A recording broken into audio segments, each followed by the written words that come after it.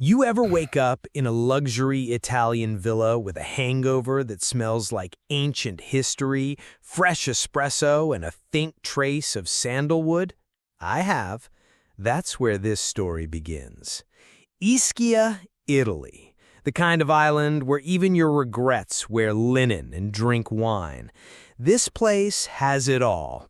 Thermal spas, read natural hot tubs, mountaintop views, crusty ancient ruins, and, plot twist, a whole Roman city that got yeeted into the sea nearly 2,000 years ago. Why? Because sometimes when you live too legendary, the universe hits the reset button. That city's name? Aenaria. And what happened to it? Volcanic seduction. Boom! Lava. Gone. Enter Barney.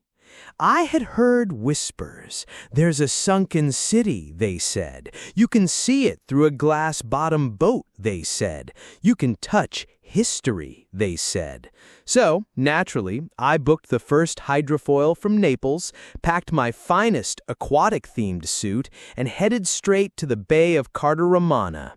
As I stood on the dock, waves sparkling below, the boat captain offered me a hand and said, "Don't look down."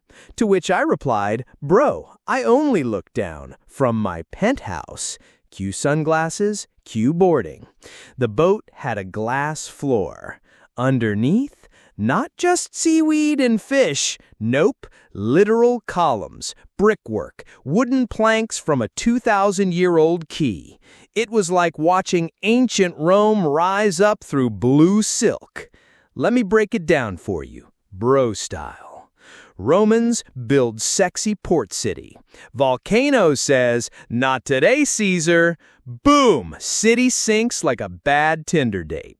Centuries pass, some scuba bros in the 70s find pottery shards and go, "Wait, what?" The world forgets. Fast forward to 2011, some local legends, a priest, and some sailors, no joke, say, "Let's go dig in the ocean." They find Aenaria. Real talk, this is National Treasure meets the Da Vinci Code, but with more suits and fewer Nicolas Cage. I saw ancient wood that had no business surviving that long under salt water. Amphoras, roof tiles, hair combs, net-mending needles, like a sunken Roman Sephora. There's even a swan-headed mooring post, which I've decided is the ancient symbol for baller status. And here's the twist that blew my Armani socks off.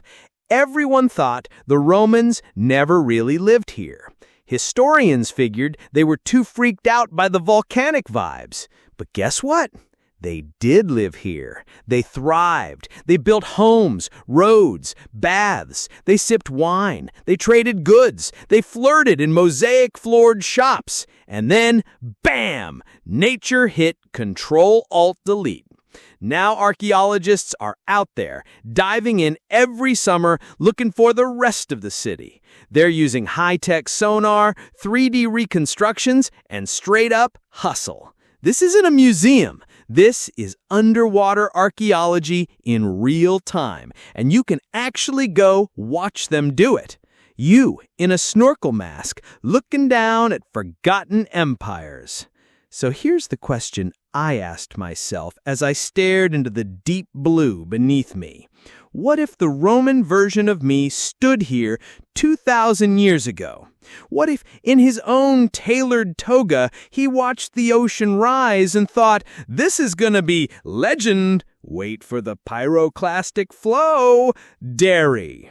That's when I realized this wasn't just history. This was destiny.